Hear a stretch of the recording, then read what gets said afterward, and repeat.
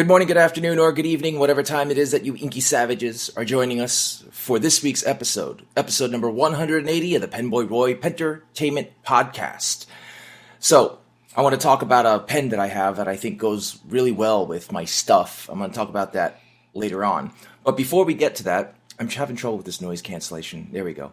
Before we get to that, I want to talk about gold spot pens. I'm just taking a look at everybody using coupon code FOLIAGE. That's fantastic. I love that you guys are using it. If you use coupon code FOLIAGE at checkout at the Gold Spot affiliate link in the description below, you'll get yourself extra discounts on most of the products on the Gold Spot website.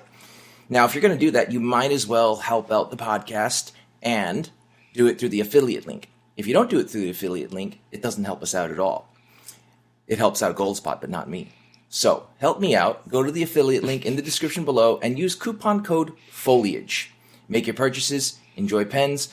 Today is the eve of Christmas Eve.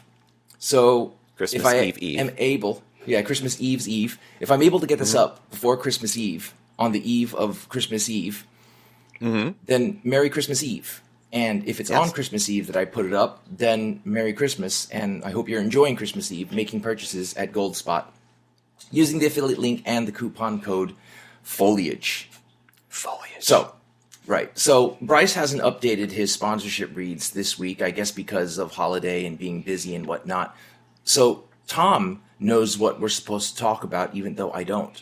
So Tom is going to take over from here. Go ahead. I'm just going to guess what maybe Bryce would want to have us talk about, which is, I'm showing it on the screen here, the Colorverse Blue Dragon 2024 Special Series Ink. This is done in honor of the New Year, the Lunar New Year, which is coming in 2024, is the year of the dragon.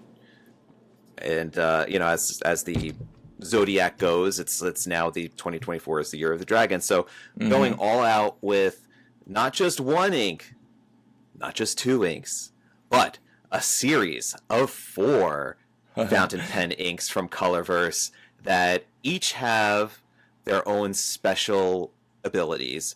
Which you have the base model, base color, is a dark teal with Mega Mondo sheen. As you could kind of see if you're looking at this in the video form, you can see I'm sharing the screen there, and it's got a small little bottle, so it's a 15 milliliter bottle. Not a huge commitment here, so you're talking a very, very small little petite bottle. I think I have one of those in the 5 mLs. This is the little fun little Colorverse in the 5 ml bottle, so you can imagine something like 3 times the size of this. But they're awesome teardrop little bottles. You'd have to probably like siphon the ink out somehow, either with a blunt needle syringe or an eyedropper. But it's a cool little bottle. It comes with some really awesome ink. That ink reminds me a lot of, let's say, a Yamadori kind of vibe to it. Then, if you're daring and want a little excitement with your ink, there is a glistening gold version of this ink, which has the teal base, sheen, and a ridiculous gold shimmer, which you, of course, have to shake before using. Then there's also the silver version, so if you're not down with the gold, you go with the silver. Then you've got a glistening blue pigmented version, which then, of course, doubles down on that teal with some blue shimmeries on there. So these will be available sometime between early to mid-January, we're expecting, and it should be available for $15 per 15 milliliter bottle. So done, like I said, in honor of the Lunar New Year coming up, and it probably won't be around for a while longer than that. It'll just be a limited run, whatever it is that they have, and then they'll sell through. So, but that is your sponsorship ad for Luxury Brands of America. Cool. Colorverse. So Luxury Brands of America is the distributor, and my mic is so far away, is the distributor of Colorverse Ink. Yes. So make sure you check them out. Make sure you check them out on Gold Spot. We just shared the screen. You guys can check it out. So anyway, I wanted to talk about a pen before we finish the sponsorship because it's actually relevant. It just happens to be a pen that is, in fact, sold by Gold Spot Pens and supplied by Luxury Brands of America. So I've been really digging this pen here. Do you know what this one is? This honkin' pen, this ginormous pen. Oh, that is the Waldmann? The Waldmann Titan fountain pen in titanium. And I think it pairs kind of green to match with the green screen in the background. That not even close. It might just be what you're seeing because it might be what I'm seeing there. Your internet connection sucks. But I think this titanium matches really well with my Apple Watch Ultra titanium band. This is a titanium band also. I think it was like $23. I think in last week's episode you had a different band altogether, didn't you? Yeah, I did. You had the paracord band, right? Yeah, I had a paracord band with a Cobra buckle on it. Yeah. And, I was on Amazon. I had a $10 credit. And then on top of it being $23.99 for the titanium band, I had a $10 credit. And there was a $4 discount coupon code that you could attach to it. So I paid like $9. And it's by a brand name, Trumere. I'm not sponsored by them, but I just think it's cool. Everything is titanium. Absolutely. Right? And then I was looking at these titanium bands just to see how cool it would look on my watch and stuff. Right. They have ones that are like $300. A lot of money. It's getting warm in AC time. Yeah. So, anyway, I'm thinking you guys should definitely check out the Waldmann Titan because it's really cool. And I'm looking at it. Whoo! It's a pretty penny. Before it is. It's not cheap. No. It's $440 on the Goldspot website. They have one broad left, one medium left, one fine left, and unknown number of extra fine left. So make sure you pick them up. And $440 does sound like a hefty chunk of change. So you can use coupon code FOLIAGE using the affiliate link in the description below to get this awesome, extremely expensive titanium fountain pen. I've seen people say, "Oh, it looks like a Lamy." I see why they say that when you look at it in pictures, but when you're holding it in your hand, I feel like it doesn't. But it's really cool. Compare it against the 2000, yeah. Yeah. As a similar sort of, clean Bauhaus aesthetic to it, where it's just very simple, streamlined. The clip is not very ornamental, but I can see where it's a completely different feel. Like it's totally different. You could knock somebody out if you're not careful with that pen. If you're writing and all of a sudden somebody scares you and you just like go whoop, and you just can knock them straight out. That's right. I don't know about that. It's not that heavy, but it's really cool. Anyway, check that pen out. Anyway, that's it for sponsorships. That wasn't a sponsorship read. I just wanted to share that. I actually want to talk about it after we roll the intro. But thanks for joining us for episode number 180 of the PenBoyRoy Pentertainment Podcast. Before we get started, I want to give you guys a quick disclaimer. This podcast is not scripted and therefore will contain potty mouth words, both from Tom and I. So be forewarned, you have been warned. Now, on to the podcast. The PenBoyRoy Entertainment Podcast. Stay savage. So the Titan. What do I love about the Titan? I love that it's all titanium. Not because I particularly like titanium, but because when I was a young man, I was kind of getting started into the watch hobby. Now, at that time, since I was young, I didn't really have money. The most expensive watch I think I had was a Victorinox Swiss Army, and it was a automatic watch. It was the first automatic watch that I ever had. I think the MSRP was close to like $600. I went to a jewelry store, and they gave it to me for about $380 or $350 and change. And I liked that watch. It wasn't made of anything titanium. But then several years later, still being a young man without any money, I wanted another Victorinox watch. I liked the brand. It seemed cool, right? It's a Swiss Army. I still didn't know much about watches. So I went to a Macy's, and I was just looking around at watches, and I saw a Victorinox titanium watch. It wasn't automatic, it was battery operated, but the whole thing was made of titanium. Ooh. I thought that was really cool. So I bought that one, and it was only a couple hundred. It was maybe 150, 100, 200, I can't remember. Which in watch terms is pretty affordable. It's not right. Crazy. It's like it could get pretty up there in the thousands of dollars for a decent watch. Right. So I bought that watch, and I thought it was so cool that the whole thing was made of titanium. It was super light. I really liked it. I ended up breaking it and then just getting rid of it. I don't remember when or how.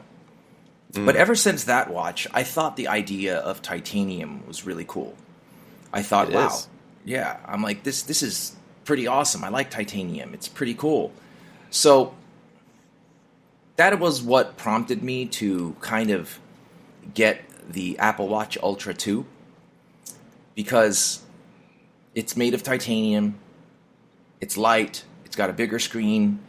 I didn't get the first one because I wasn't really paying attention to tech at that time. I wasn't paying attention to like what's out, what's new, what's not new, and whatnot. Mm-hmm. So I got the Apple Watch Ultra 2, and I'm like, hey, the case is titanium. Maybe I'll pick up a titanium band. But then I'm looking online, and I'm like, man, this Sandmark or Nomad brand is like $300, and it's titanium. And I'm looking at these other like no-name brands. Yeah, for just the band.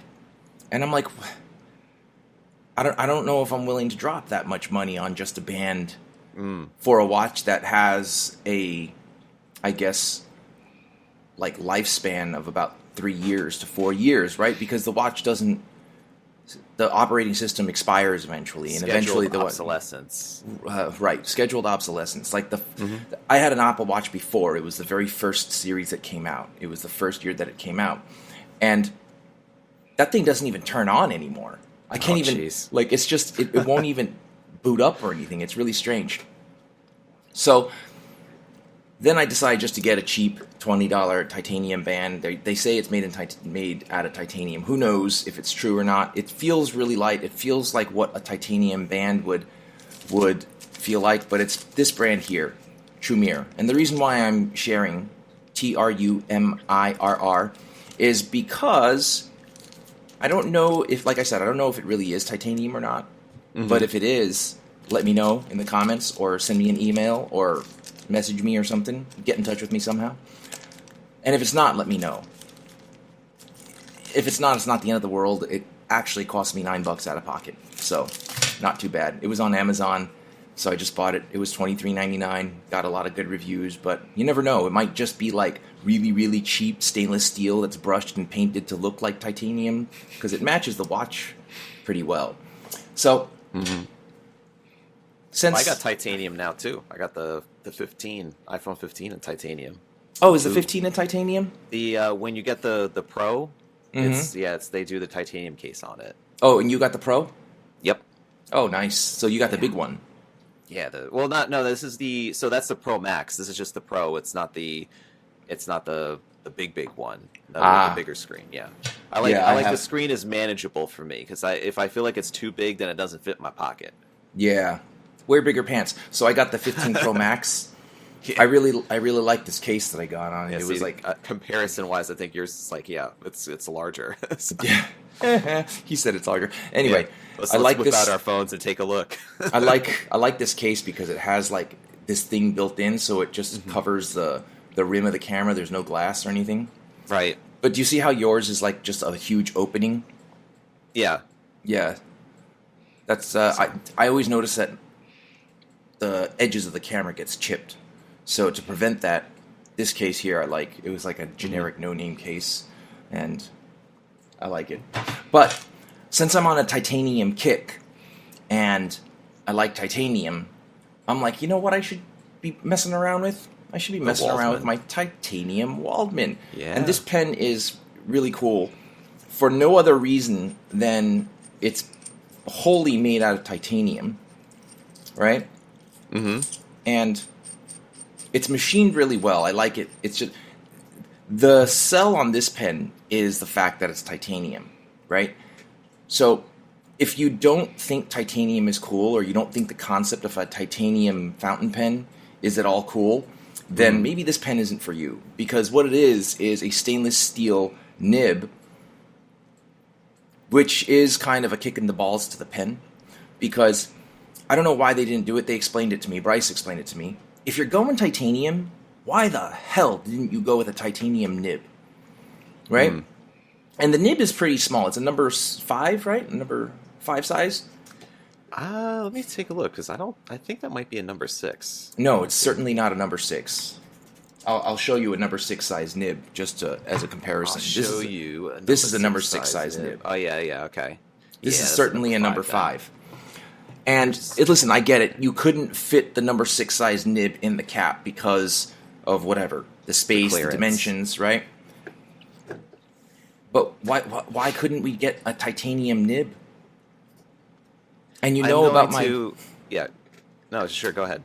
I mean, you know about my OCD qualms where I don't want to switch out the brand nib with a different brand.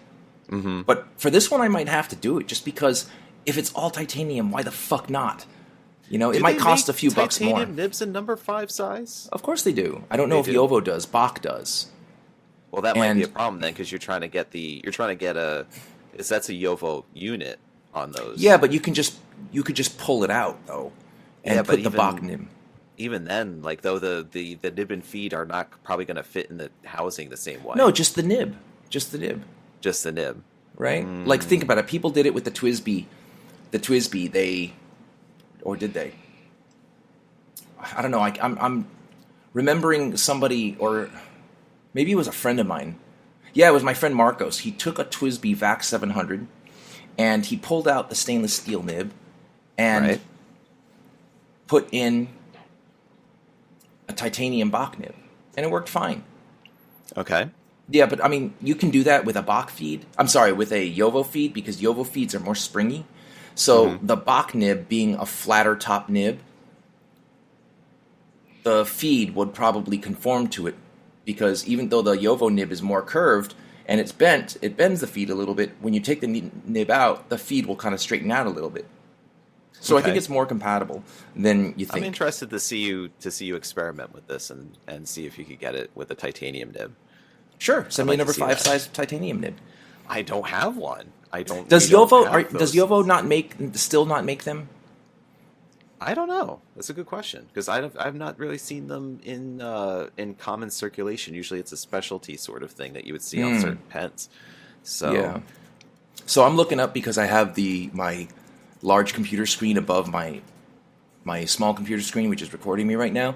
But the product description: the Titans, extraordinary and impressive in their appearance, namesake for an extraordinary special metal, and thus also for an extraordinary limited edition from the writing instrument manufacturer Waldmann. For everyone who loves and appreciates the extraordinary. Waldmann Titan fountain pen specification. So there's only 200 pieces in the world? Is that what they're saying? I suppose. Yeah, I know it was not a very large run of those, and they had them last year, I think, right? Yeah. It was probably not a large run because it's expensive, but it feels like it's made of stone, or it feels like a Homo sapien would feel. You know what I mean? It's ironic that you mentioned that, because actually, in consequence to us talking about this pen back in episode 157, I have an email from a listener of ours, Ken, who was asking point blank about the Waldmann Titan versus getting a Visconti Homo sapien. Ooh, as a grail pen. Well, no, like why one or the other, right? So, like I'm not saying get both, because that's a lot of money, but if you can afford to buy a Visconti Homo sapien, right? Why sacrifice that by spending half of it on a wall? Like, you know what I'm saying? Like, I'm kind of like that's a bit, that to me that's a strange like if he said the Waldmann Titan or another $450 pen, then I'd be like, okay, maybe he's bringing it up because I mentioned that they feel the same, right? I think back then I said like they feel like the same thing. Yeah. Well, I mean, it was basically kind of a toss. It wasn't. I don't think it was much of a toss-up, because he was already somewhat sold on the idea of the Titan and had heard us talk about Visconti's quality control on a number of occasions. So it was just kind of, I just gently just said, hey, you know, I see what you're looking at here. I really think that you'll be happy with the Waldmann Titan more, because especially since especially since it has that numbered smaller run to it as well. It's not going to be like that they're going to have another one of these solid titanium pens available all the time, whereas the Homo sapiens, that'll be around for whenever you'd like to get. Right, to they're the not Homo getting sapiens. rid of that line. The Waldmann is going to be some time. Right. I just, these are two separate pens. They're two entirely separate pens. I would consider the Visconti Homo sapien more of a grail pen because it's the Visconti Homo sapien. And it's kind of like, it's a pen on its own. It's not anything like anything else. It's not like the Waldmann. And the Waldmann is not like the Visconti Homo sapien. I can't say that one is better than the other.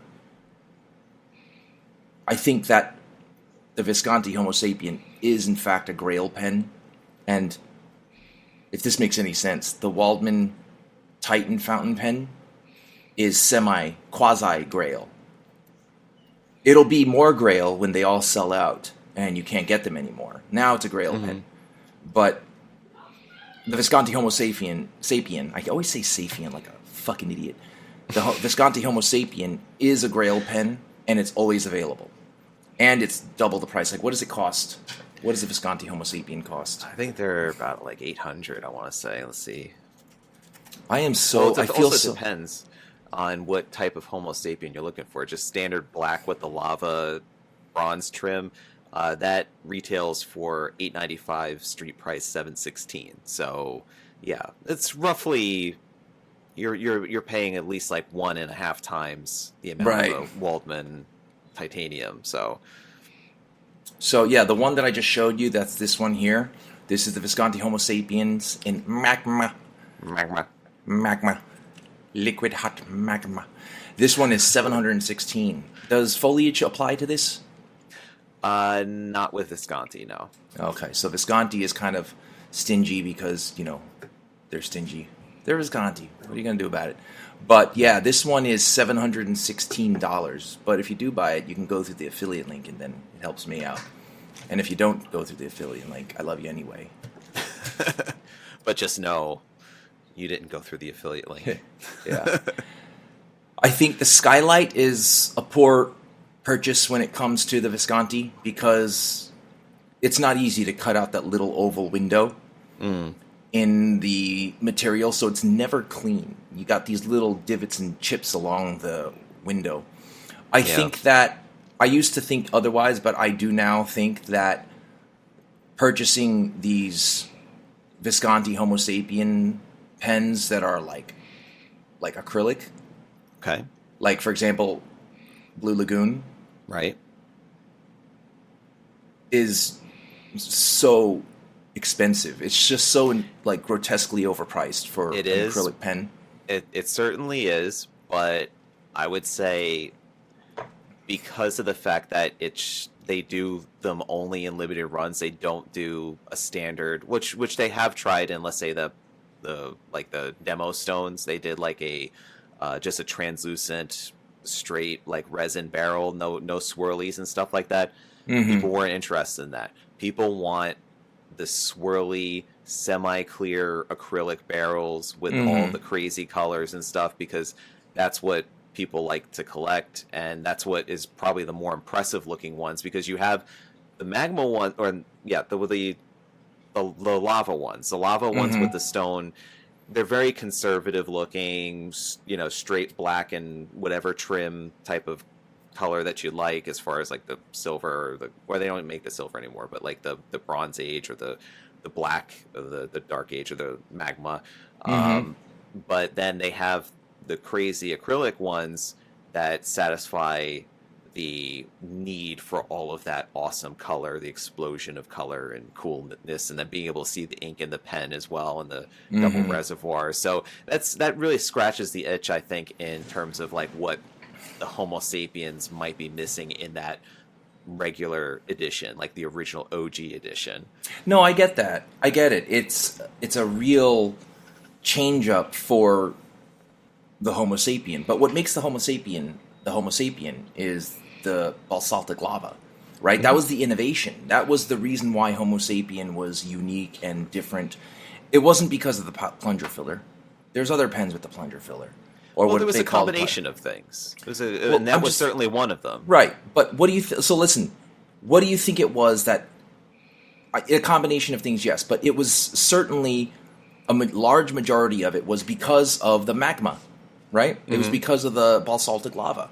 Well, that was the imagery too. That was when they splashed it. They put the picture of the pen up against volcanic eruption, and that was like the clandestine. Like, this is the image that this pen will be known for, is an erupting volcano. And then, but what it did was that it combined several things. You had the basaltic lava material. You had the hook-safe lock cap mechanism. You had the 23-karat palladium nib, which is no longer 23-karat palladium. It's now just 18-karat gold. You had the plunger filling system, which, I mean, at the time when they're splashing that pen, a majority of the fountain pens in the realm of fountain pens were just usually standard cartridge converter or piston fill. Not a lot of vacuum filler pens, except for the Custom 823 was really part of the conversation. TWSBI didn't have the VAC 700R yet, and yada yada. But yeah, like, it was. I think it was a confluence of all of those factors that just made it the it pen that has still cemented its status as kind of legendary within the community, and it was all of those elements, I think, put together, and they've tried tooling around with certain aspects of it to then try to make it either more unique or come up with something different, like those lava colors. I think you have one of them, like the blizzard, or there was the white one, there was a blue and a red, and they did those without the hook lock safe cap mechanism. They did a magnetic cap, right, the magnetics. Yeah, and it was like different color, but it's still magma.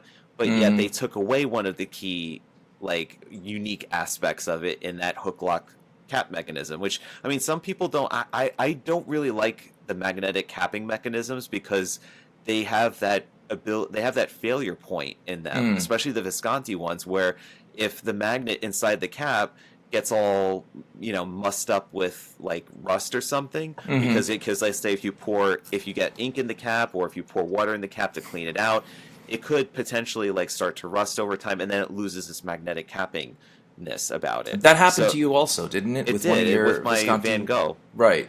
I was able to clean it up. I polished it up, and it worked again, but it was just like, wait a second. All of a sudden, it just started losing its pull. And the cap is barely on there. It's just, all it takes is a slight little tug and the thing comes off. And that's not going to work if you have your pen clipped to the pocket of your shirt or something else, because then that pen's going bye-bye first chance that it possibly gets. Sure. So, yeah. So, going back to what we were saying, though, when you took away the hook lock safe mechanism to the Homo sapien, do you feel like it's less of a Homo sapien at that point in time? I feel like slightly, because also they changed in those color ones. They made it something other than black, which is, I mean, that's also another change to it. So my thing is this, though. By taking away the main chromosome or DNA of the Homo sapien and taking away the basaltic lava, that doesn't change and make it less Homo sapien for you? Oh yeah, I think so.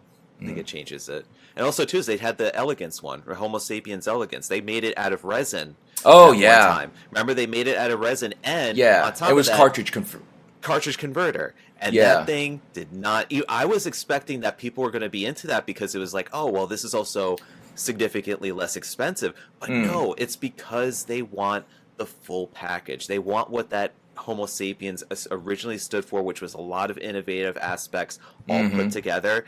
And then if you cheapen it, or if you change it into at what everybody else offers, because basically at that point, if you make it a cartridge converter and make the pen out of resin, it's a lot like a whole lot of other pens that are on the market.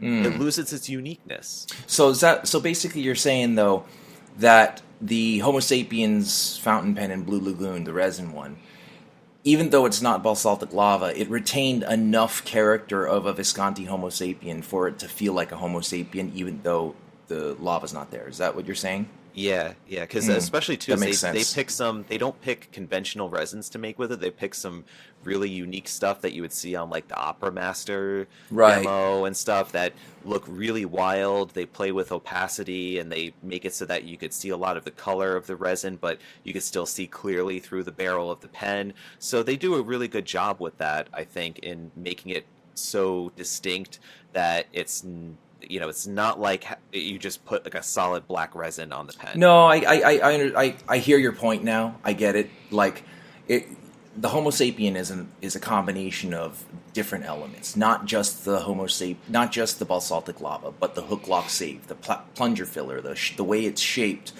everything.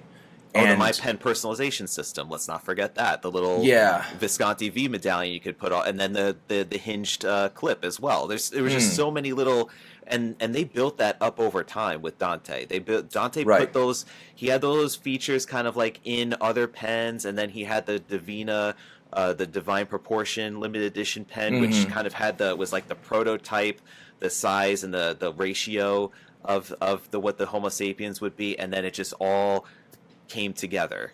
Right. Yeah, no, I see your point now about how just because it's not... What you can't sell me on, though, is why... So the reason why the Homo sapien is expensive is because they had to make machines to make the pen, right? So they needed different milling tools, they needed different lathes, they needed different tooling in order to make the barrels for the Homo sapien, because basaltic lava mixed with resin is not soft. It's not acrylic. It's not wood. It's not anything that they've done before. So they had to get different machines to make the pens. So that's why it's expensive. Mm-hmm. But I get that they're very good, and they're not like Esterbrook. They don't just put out a color. They have more colors than Baskin-Robbins, Esterbrook. But I'm saying that's not how Visconti functions with the Homo sapien acrylic pens. I get it. Very selective about the colors. They pick really good ones and nice ones. But do you gotta charge $1,000? $1,000 for a material that is far less expensive and much easier to make than a Visconti Homo sapien made out of basaltic lava. And if somebody tells me, no, it's just as difficult, you're probably lying. You're more than likely lying, because plastic has been around for a long time, but basaltic lava used and lathed in pens has not. So they had to figure out a new way to make it and all that stuff. So I can understand why a Visconti Homo sapien is $700-800. I can't figure out why the resin in a Visconti Homo sapien is $1,000, other than the brand saying, hey, we're putting out something, we're going to make it limited, and because it's limited, we're going to charge more. Do you think there's other reasons other than what I just said? I don't think so. I mean, other than the fact that because they put the limited edition tag on it, then they only made a certain amount of pieces. That would be their justification for charging more for it. And that would be okay.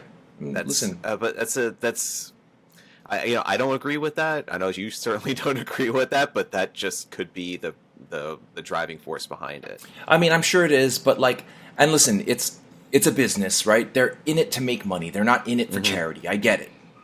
But couldn't you just charge maybe $100 less than what an actual fountain Homo sapien costs? You're still making money, right? You're just making a little bit less, and you're making it, it's still a high-end pen if you charge $700 instead of $1,000, right? Yeah. No one buys a $700 pen and is like, shit, I had to fucking settle for the cheap shit. No. You buy a $700 pen, you're looking at grail status. It's still a grail pen. It's still a high-end pen. But I remember the evolution of it because I was at that Philadelphia pen show where they first introduced it, and they had Dante was there, and they had a big to do about it. And then I remember the evolution where they introduced that first acrylic Homo sapiens after the original lava Homo sapiens, and that was the Crystal Dream, or it was maybe not Crystal Dream, because I'm confusing it with the other one that just has a transparent body, but I think that's what it was called. It was like it was like blue and and like teal and stuff, and it was a swirly pen. I don't think Crystal Dream is it. I think Crystal Dream is the one with the midsection ink window. Isn't that what that one is? So I might be mixing up that limited edition name, but it was Visconti. Let's see. I just need to know what it's called. My dad actually has it. Crystal. Oh, it's not Dark Crystal. That's not it either. Crystal Dream. No, that's the Crystal Dream is the one with the clear. Right. No, that's not the one that I'm talking about. It was something else like maybe it was something else like Blue Crystal or something like that. But anyway, I remember when they first rolled that out, they did the same exact thing that they kind of hit on what they were going to do with these acrylic pens from the very get-go, where I think it even was comparable to what the original Homo sapiens was. But then they saw the response on it, and each subsequent one, like London Fog and like Tuscan Hills and their Chianti Red, all of them afterward were all up in the $900 to $1,000 price point, because they saw how much demand that there was for that swirly acrylic color, and then they were just like, we know we got something here, just keep making them in different swirly colors and keep them at that, at a limited edition at that certain price point. Right. Listen, I got to wrap this up, but to answer the guy's question, if you're going between a Waldmann and a Visconti, I don't think they're even in the same. They're two entirely different items. You can't go wrong with either one. But if you're able to get a Visconti Homo sapien, I think everyone should eventually get a Visconti Homo sapien. This is the grail pen of grail pens. I think if you ask most people what your grail pen is, Visconti Homo sapien comes up, I think, more often than not. I think that is true. At least half the time. How many times are people going to say, "Oh yeah, my grail pen's a Waldmann"? Doesn't really happen. But you're not going to go wrong with the Waldmann.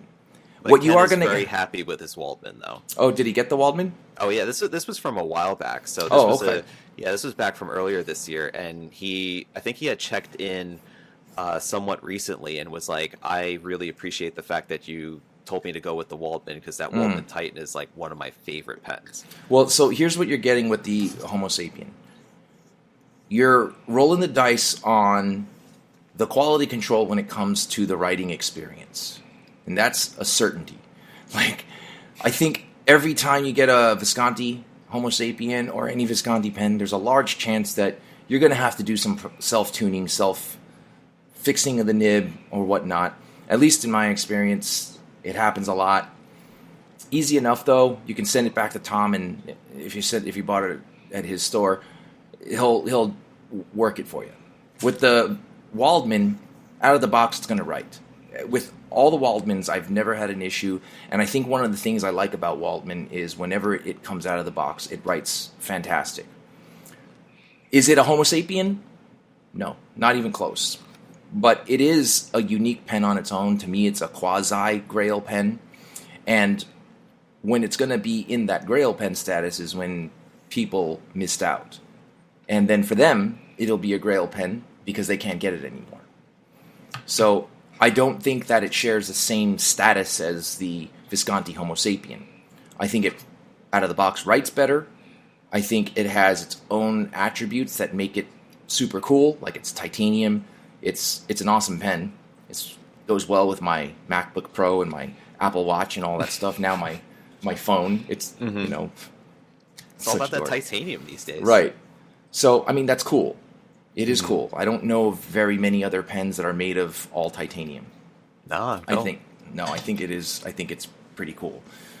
But there's always the Visconti Homo sapien. I think that if you had an opportunity to get the Visconti Homo sapien and then you traded up to get something a little less expensive and also unique in its own class, I think you still owe yourself the Visconti Homo sapien. And listen, if you had gotten the Visconti Homo sapien, I would say to yourself, you still owe yourself the Waldmann Titan. I say get both. I changed what I said before when I was saying I'm not saying to get both right now. I'm saying get both eventually. I'm just saying which one comes first it's about how much you can afford. It's not about or, it's about and. And. Very good. Yes. But, I do appreciate that, we're open-minded and, you know what I mean? Like, sometimes you have your eyes set on a grail pen, and then all you think is that grail pen is the one and only, and there's nothing else that can replace it. But you open yourself up to a lot more experience when you try other things. Like, I like the Waldmann Titan. It's a $450 pen, $440 pen. I'm not really that concerned about getting scratches on it or anything like that. I don't mind it getting worn out or looking beat up. I kind of like that idea with the titanium. Titanium is really tough and it's hard. Oh yeah. So I'm pretty cool with it. I like everything about it, except for the fact that the fucking nib is steel and not titanium. That would have been great, titanium. You can't even put a gold fucking nib on this thing because it would look just really weird. But I guess it doesn't look as bad because it's a stainless steel one. But a titanium one would have been really, really nice. But we gotta get you a titanium nib for that. Yeah, let's do that. Let's do that. I wish I knew someone who was in the industry who has access to all this shit. I gotta find out where one gets those in titanium. That's all. Don't you have Bach nibs? 5 size Nibs, if you go. Let's go to category. No, wow. No. I know Bach makes them. I know that they made them for a while for what was the brand that had the titanium nib? I think Karas Customs, right? Right. Yeah, I think those are they do Bach nibs for those. Yeah, I don't think Jovo makes them, and I don't think any other brand makes them. But I don't know. I haven't looked into it. I've been pretty busy. So anyway, I got to wrap this up. But if you're hearing this on Christmas Eve, Merry Christmas. If you're hearing this on Christmas Day or whenever you're hearing it, Merry Christmas. And if you don't celebrate Christmas, you celebrate something else. I wish you a happy whatever it is that you do celebrate, and a Happy New Year if you don't hear from us. But you will. I think you will. Happy Festivus for the rest of us as well. Happy Festivus from the rest of us. Yeah. Thanks for joining us for episode number 180 of the PenBoyRoy Pentertainment Podcast. Don't forget to check out the affiliate link, coupon code Foliage, and all the wonderful items that are brought to you by Luxury Brands of America. Love you guys. Be well. Be safe. Stay inky.